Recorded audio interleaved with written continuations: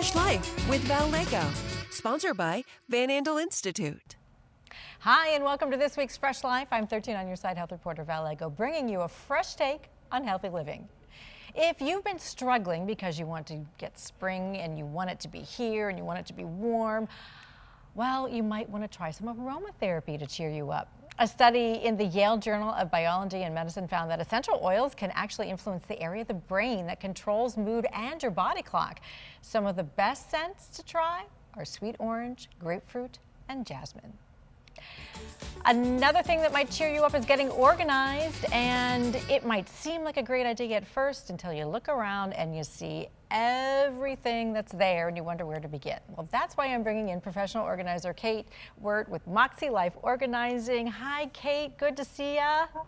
Thank you so much for having me. You've got some great tips. The one I love the most is where you say start small, and you're like, maybe start with a drawer. Yeah, and I'm glad you said that because you pointed out that overwhelm. And oftentimes, by the time people call us, it's like, got this huge project, I don't even know where to start. And it's like, let's break it into smaller parts. So consider starting with something like a drawer, a cupboard, maybe the top of your desk.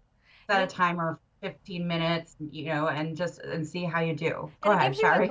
It gives you a great sense of accomplishment. We've got some before and after pictures of the drawers that, you organized before, kind of a little bit of a hot mess. Looks like just about anybody has a drawer like this in their house. And then the after effect, like you actually want to open this drawer. It makes you feel really good when you look at it. Right. I mean, there's something to be said. It's aesthetically pleasing. And, there's been so many studies on correlations between anxiety and stress and depression and how it affects your overall well-being. So, yeah, take a deep breath then, right? Right. You did the same thing with the closet, which can be like one step up. Like that's the medium step, I feel like, is the closet. And you did a really great job with that as well.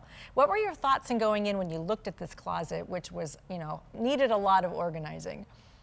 Well, and this is something too, people have a hard time with decluttering, and I've moved away from that term towards evaluating and starting to take inventory of what you have. So oftentimes as organizers, we'll go in and do what I call a rough sort. So sorting and grouping like items together, taking inventory of what you have. And then what you'll find out later is that making decisions on items becomes a little bit easier when you know how many black sweaters you have, when you know how many pairs of jeans you have.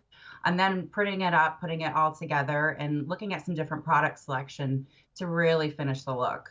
I feel like this spring, a lot of people are looking into their closets and maybe even looking around their house and saying, wow, I have a lot of stuff I maybe don't use anymore. You've got a great little talk you give about COVID-19 organizing and how to maybe purge some things you don't need anymore. Absolutely. And I think that's something that COVID's taught us is that we've really got to think outside the box. And that time we've had in the home, and a lot of us working from home now, has really given us the opportunity to evaluate what's most important to us. And then what are we not using? I went through my craft supplies. I love to sit and craft, but I hate cross stitching, So just to give you an example, went through the old magazines or some of those best-selling books that are easily replaceable if you wanted to read them in the future.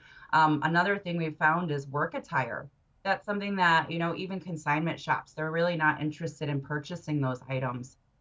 So looking at, we're seeing some trends now with COVID of, what we really need and the things that we can live without. And if we haven't used them yet, chances are we're not going to.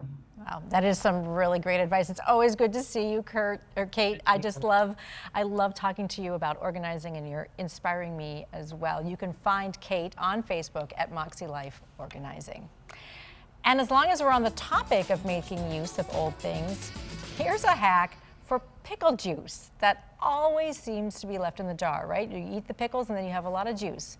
Clean with it. It seems weird, doesn't it? But our friends at Best Folk Medicine claim it works. They say it is a quick way to shine up greasy stovetops and cookware with the copper bottom. So feel free to let me know if it works. Hey, we're out of time for now. Next week on Fresh Life, your next pedicure could be just a nibble away. We are talking about pedicures with fish. Yes, fish pedicures. You can actually try them out right here in Grand Rapids. I'll tell you where. Thanks for joining me. You can catch a new episode of Fresh Life every Sunday at noon right here on the 13 on Your Side YouTube channel. Until then, keep it healthy, keep it fresh.